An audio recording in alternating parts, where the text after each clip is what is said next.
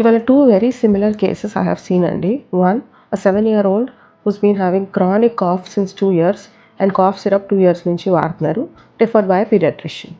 Another is a 34-year-old male patient who's been having dry cough since 4 months and been using cough syrup for 4 months. ఇద్దరిని examine చేసి evaluate చేశాక ఫైనల్గా వచ్చిన diagnosis adenoids is the reason for the cough in the baby and sinusitis is the reason for dry cough in this male patient. So ఇద్దరిలో cough syrup ఇండికేటెడా? Absolutely not. వీళ్ళే కాదండి, చాలామంది పేషెంట్స్ కాఫ్ సిరప్ని misuse చేస్తూ ఉంటారు. So that is why this is for you. Cough రావడానికి చాలా రీజన్స్ ఉన్నాయండి, but 2 things I want to focus on. One is a dry cough and 2 is an irritative cough. Dry coughకి most common reason will be a postnasal drip. Postnasal drip ఎందువల్ల? Either నోస్లో ఏమైనా pathology ఉన్నా, సైనసెస్లో ఏమైనా problem ఉన్నా, are throat are ఫ్యారింగ్స్లో ఏమైనా problem ఉన్నా వీటి వల్ల పోస్ట్నేసల్ డ్రిప్ వస్తుంది అండ్ కాఫ్ వస్తుంది.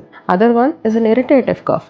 As the name says, irritation, థ్రోట్లో ఉన్న ఇరిటేషన్, వాటికి బాడీ ఇచ్చే reaction is the cough reflex. Postnasal drip వల్ల వచ్చిన కాఫ్కి your syrups do not work, versus irritative coughs works best with cough syrups. సరే, కాఫ్ సిరప్ పనిచేయకపోతే వాట్ ద ప్రాబ్లమ్ ఏంటి అంటారు. So yes, there are side effects, there are problems. ఈ cough syrups చాలా side effects రావచ్చు, but let me talk about one important thing in ఏంటి, that is the effect on your voice and the diagnosis.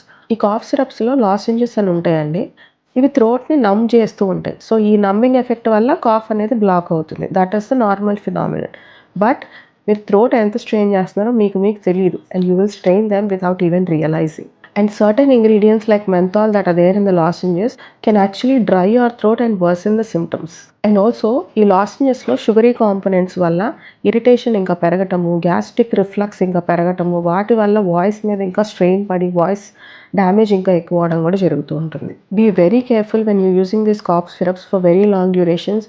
First, symptoms mask అయిపోవడం వల్ల diagnosis delay అవుతుంది, like in these 2 patients I have just spoke about.